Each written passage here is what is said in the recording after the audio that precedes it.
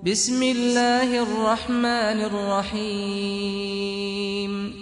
والسماء والطارق وما أدراك ما الطارق النجم الثاقب إن كل نفس لما عليها حافظ فلينظر الإنسان مما خلق من ماء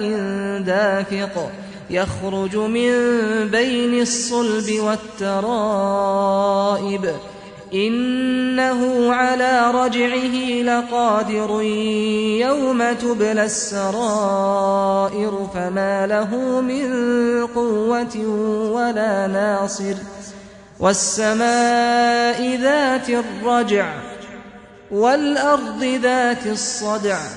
إنه لقول فصل وما هو بالهزل إنهم يكيدون كيدا وأكيد كيدا فمهل الكافرين أمهلهم رويدا